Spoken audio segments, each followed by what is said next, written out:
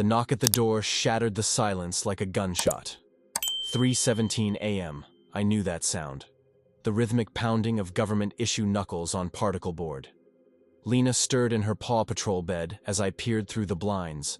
2 police officers, 1 social worker, and the unmarked van they used for high-risk removals.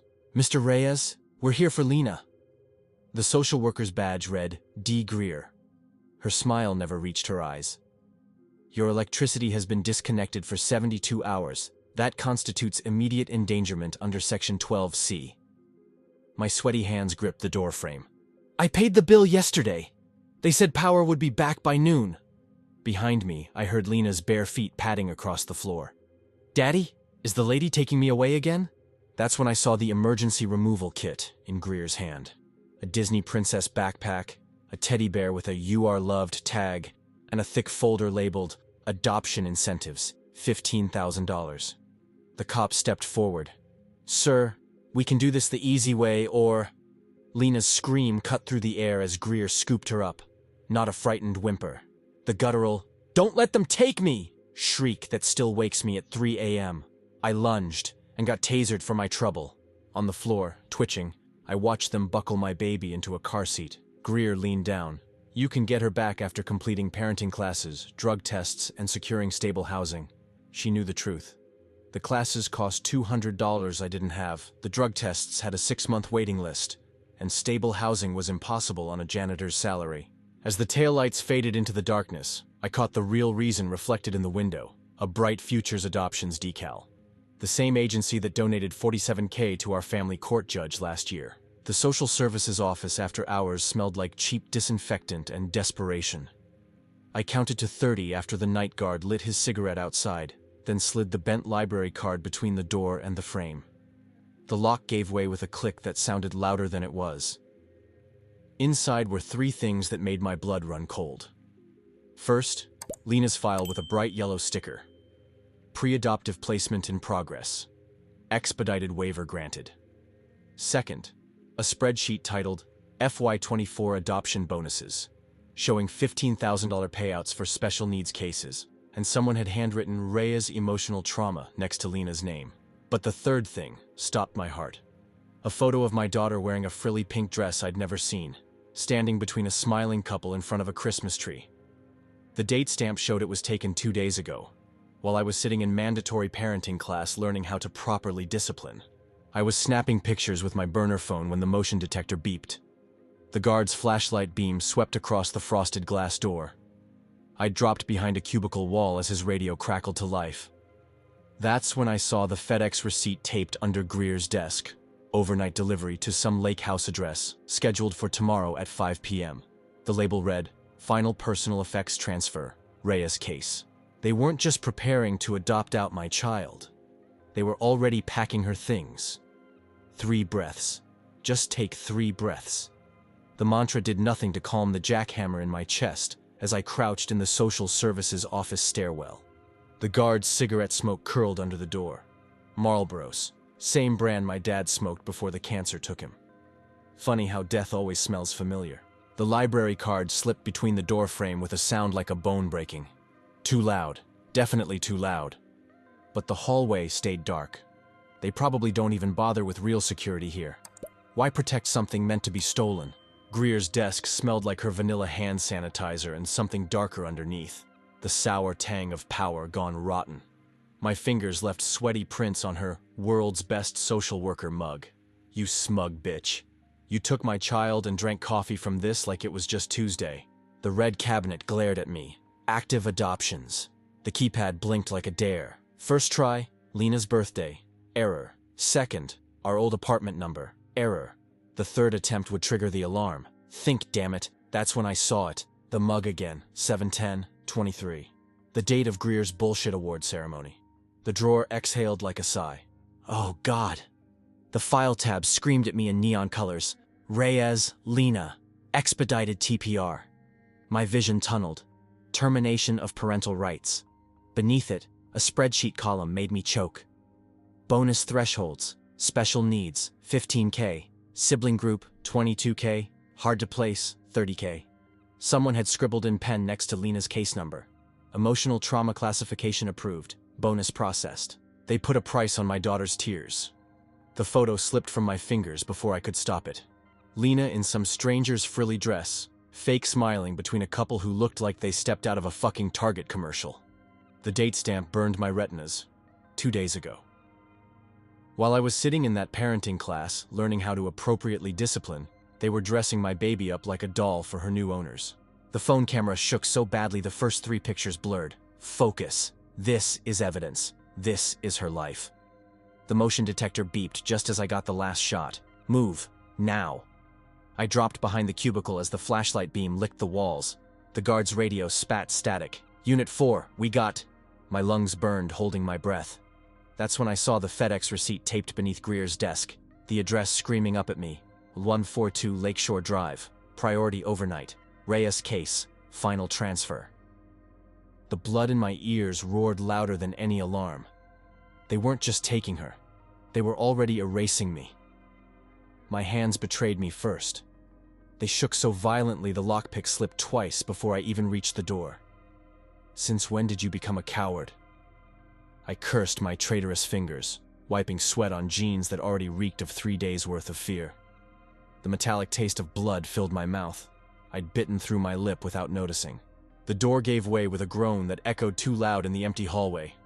My knees nearly buckled as a wave of nausea hit. Not now. Not fucking now. But my body didn't care about deadlines or missing children. The stress-induced migraines that started after Lena was taken pulsed behind my left eye, blurring the exit signs into crimson smears. Greer's desk drawer stuck when I yanked it. My damp palm slipped off the handle, sending me crashing into her chair. The impact rattled my teeth. Quiet. I willed myself still, listening for guards. All I heard was the erratic thudding of my own heart. Too fast, too loud. A veteran's heartbeat, though I'd never served. Just another father broken by a different kind of war. The files blurred as my vision swam. I blinked away stinging sweat, but the words kept dancing. Termination. Bonus. Approved. My traitorous stomach lurched. The photo of Lena fell from fingers suddenly gone numb, the edges fluttering like a dying bird. Then the real betrayal came. As the motion sensor beeped, my legs, my goddamn reliable legs that had carried me through 12-hour shifts and midnight emergencies, locked up. Cramps spiderwebbed up both calves, freezing me in place. The guard's footsteps grew louder while my body staged its mutiny. "Move!" I screamed inwardly. My limbs finally obeyed just as the flashlight beam grazed the desk. I collapsed behind a filing cabinet, biting down on a scream as another cramp twisted through my gut. The FedEx receipt swam into focus through tears of pain and fury. Even then, my body wasn't done with its sabotage. A single traitorous tear splashed onto the address, smudging the zip code. 1142 Lakeshore. Doctor priority overnight final transfer. And in that moment, I hated my flesh prison more than I'd ever hated Greer. Because while my heart would tear down mountains for Lena, this weak, shaking vessel might fail her when it mattered most. The engine ticked as it cooled, the only sound besides the hammering of my heart. 4:53 p.m. FedEx was late. Or maybe I'd already missed it.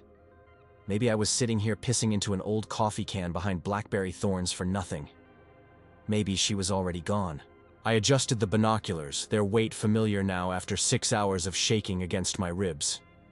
The Donovan's lake house wasn't some cozy cabin. It was a glass monstrosity jutting over the water, all sharp edges and money. Through the windows, a woman, Mrs. Donovan, was fussing with pink balloons near a cake. My stomach twisted. They were throwing her a party. A goddamn party while the ink dried on the papers that would erase me from my daughter's life. The truck finally rumbled up at 5:18. My body moved before my brain caught up, knees popping as I slid from the truck. Pine needles crunched underfoot, the scent sharp and accusing. Closer. Just a little closer. The box wasn't the small package I expected. It was a moving box. The kind you'd use for dishes, or stuffed animals. Was running before the thought finished, sneakers slipping on damp earth. The doorbell camera probably caught me, but I didn't care. The FedEx guy barely had time to set the box down before I grabbed it. Too light for toys. Too heavy for just clothes. The tape screamed as I tore it open. Lena's bunny. The one she'd had since the hospital. Its left ear torn from when she'd tripped on the sidewalk. Her Paw Patrol pajamas, still smelling like the lavender detergent her mom used to buy. A thick envelope labeled in crisp legal type, Reyes, Carlos, termination of parental rights, and at the bottom, a velvet box. The hinge creaked when I flipped it open. Inside, engraved in swirling script, to our daughter Lena, forever starts today. The Donovans. The porch light flooded on. Can I help you? Mrs. Donovan stood in the doorway, phone already at her ear. Behind her, shadows moved. Then, Daddy? Her voice. After 73 days, her voice hit me like a live wire. Daddy. Not Dad like she'd started calling me before they took her. Not the scared whimper from removal night. Daddy. The baby word I hadn't heard in years. Mrs. Donovan's manicured hand shot out to block the doorway, but I was already moving. My shoulder hit the wood hard enough to splinter the frame. The foyer smelled like lemon polish and new money. And there, Lena stood frozen at the foot of a curved staircase, wearing a frilly dress that made her look like a stranger. Her hair was longer.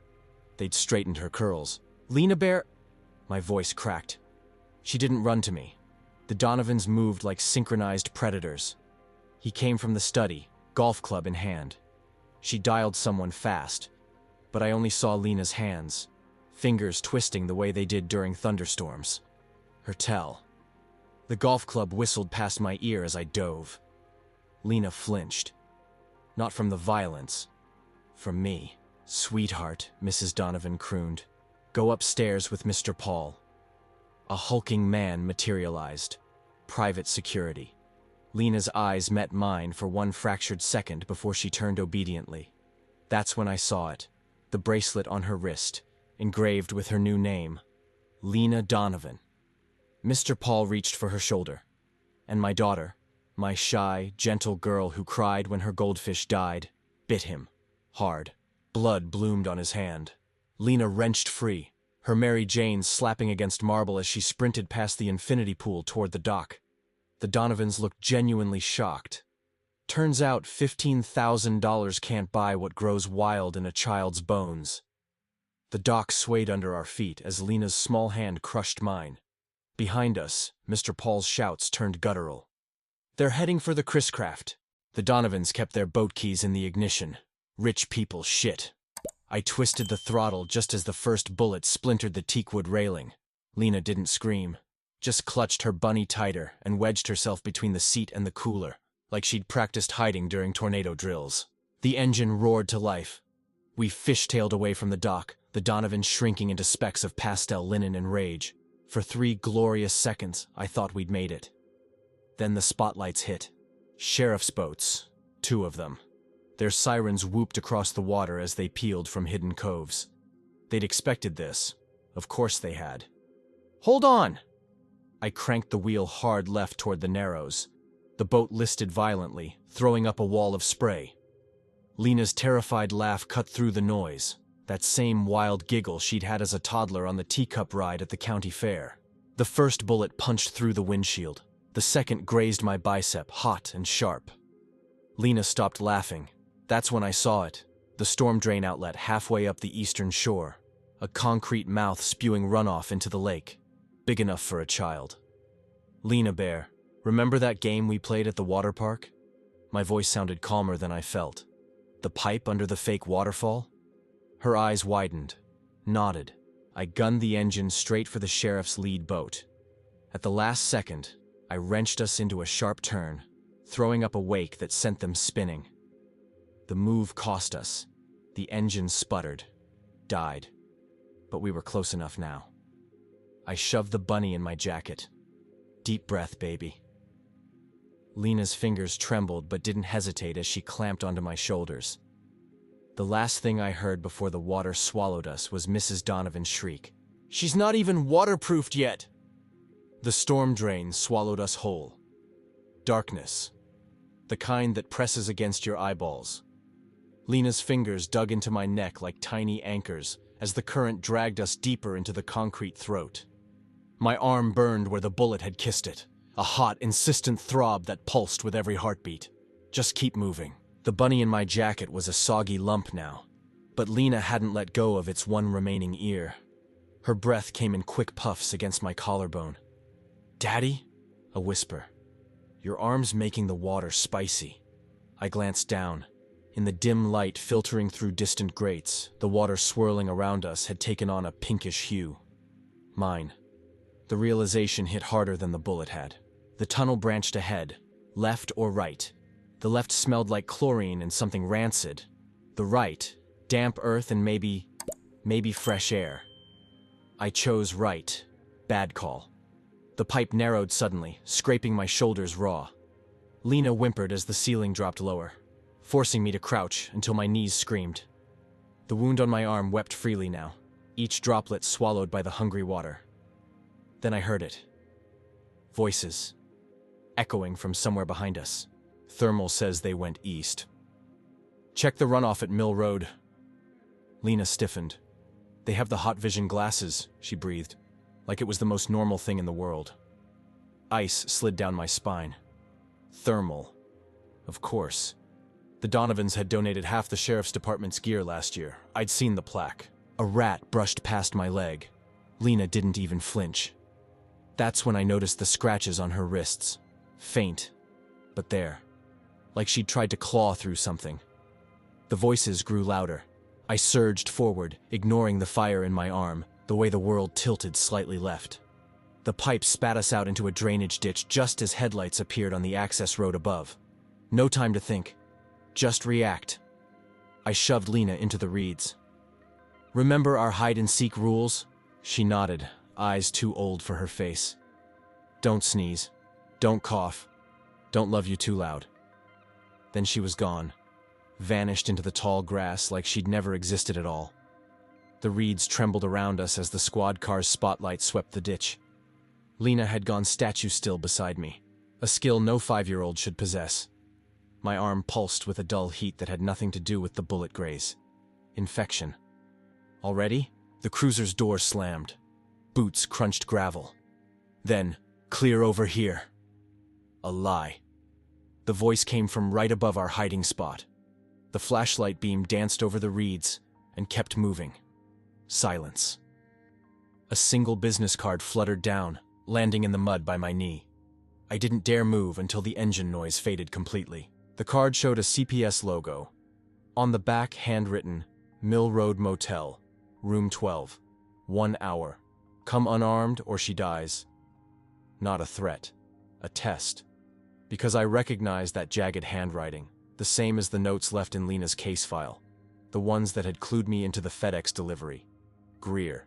Mill Road Motel smelled like mildew and bad decisions. Room 12's door was ajar. Inside, Greer stood silhouetted against the neon vacancy sign, her usual power suit replaced by jeans and a hoodie. The pistol on the nightstand wasn't pointed at us, but it wasn't holstered either. Lena hid behind my legs. "You're tracking the blood loss," Greer said by way of greeting. She tossed me a first aid kit. "Clean the wound before you pass out." The kit contained more than bandages. A burner phone, keys to a Honda Civic registered under a fake name, and a thumb drive labeled "Donovan Bribes, Audio." I stared at her. Why? Greer's smile didn't reach her eyes. "Because I have a daughter Lena's age, and yesterday the Donovans requested a second child." She tapped the thumb drive. "Turns out their charity donations bought them a spot on the preferred adoption list. This proves it." Lena piped up from behind me. "The lady with the neck holes cries at night." Greer went very still. "Neck holes?" "Like grandma's dialysis." Lena mimed tubes in her neck. "The silver one screams when they put the water in." The color drained from Greer's face. Holy shit, they're using portacaths on the kids. The realization hit us simultaneously. The Donovans weren't just buying children, they were prepping them. Greer's hands shook as she loaded the pistol. Not from fear, from rage. The motel's flickering neon light painted her face in streaks of red and blue, like a police cruiser's lights reflected in tears. "They're moving the kids tonight," she said, tossing me the Honda keys. "Abandoned Mercy General, the basement morgue." Lena clutched my infected arm, her fingers sticky with my blood. "The Silver Lady stays in the cold drawers," she whispered. The burner phone buzzed with a text from an unknown number. A photo of a hospital floor plan, with morgue, staff only, circled in red. Below it, a single line. "Tell my daughter I picked the right side this time." The evidence to Channel 9. "Ask for Ben Ruiz. He's been waiting for this story." I grabbed her wrist. "You're coming with us." She shook her head, peeling back her sleeve to reveal a fresh portacath, the same kind Lena had described, stitched crudely into her forearm. "They gave me 3 days once this starts beeping." Her smile was all teeth. "I'm using them." The Honda's engine roared to life as gunfire erupted behind us. Not the controlled pops of police issue. The staccato scream of an automatic weapon. Lena pressed her face to the rear window as we peeled away. "The neckhole lady stopped crying," she observed quietly. Through the motel's shattered window, we saw Greer's final act, dragging a gas canister toward the armed men while her portacath alarm shrieked. The explosion lit up the night sky just as we hit the interstate. The hospital loomed like a corpse left out in the rain. Boarded windows, chain-link fences sagging under years of neglect. But the basement vents? Those pumped out crisp, refrigerated air. Someone was paying the power bill. Lena's breath fogged against my neck as we crouched by the loading dock. "The Silver Lady sings when it's quiet," she murmured. I didn't ask how she knew. The fresh scar peeking above her collar told me everything. Greer's floor plan had one flaw: no exits marked past the morgue freezer. The steel door groaned like a dying thing when I pried it open. Cold slapped us in the face, carrying a scent underneath the antiseptic. Copper and vanilla. The Donovan's signature sanitizer. Rows of body drawers lined the far wall. But the center of the room held something worse: a makeshift pediatric ward. IV poles with bags of cloudy fluid.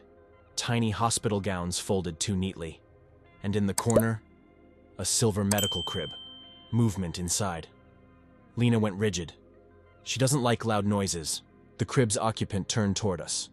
A girl no older than Lena, her face gaunt, her neck sprouting tubes like some grotesque puppet. The Silver Lady wasn't a person, it was a machine.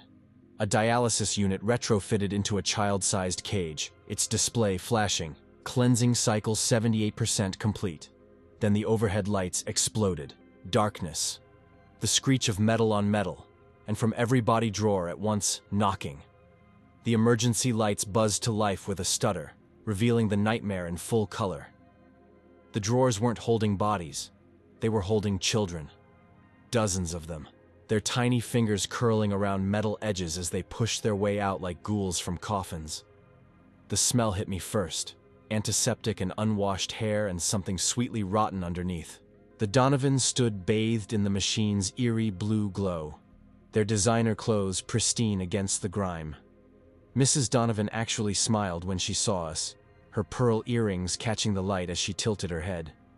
"Carlos," she sighed, like we were old friends meeting at a charity gala. We saved Lena's favorite drawer for her return. Mr. Donovan stroked the machine's display with the pride of a man showing off his new Tesla. "You think we're monsters," he chuckled. "But this is mercy." The screen flashed. Match found. 98.7% compatibility. Sophie Donovan. The pieces clicked together with horrible clarity. The portacaths. The cleansing cycles. The way they'd targeted specific children. Lena squeezed my hand so hard my fingers went numb. "Daddy," she whispered. "The Silver Lady gets hungry at night." The first child tumbled from her drawer. A girl no older than 5, her hospital gown hanging off skeletal shoulders. The tube in her neck pulsed as she took an unsteady step forward. Then another, and another. Mrs. Donovan's smile faltered when the children didn't stop at her polished boots. When their hollow eyes fixed not on us, but on her. "The sedatives," she began, fumbling for her phone. Lena let go of my hand and pressed her palm against the machine's screen. "You didn't feed her right," she said softly. The alarm that tore through the room wasn't the standard alert. It was a shriek, the sound of metal shearing metal as every drawer shot open at once. The Donovans stumbled back as the children advanced, their bare feet slapping against the cold tile. Not running, not attacking, just surrounding. Mr. Donovan's scream when the first tiny hand grabbed his wrist will haunt me until I die. We ran through the collapsing darkness, Lena's breath hot against my ear as the machine behind us sparked and groaned. The last thing I heard before the explosion was Mrs. Donovan's wail, not of pain, but of perfect, pristine outrage. That was our daughters. Then the world went white. We emerged into dawn's pale light, the other children blinking like moles behind us.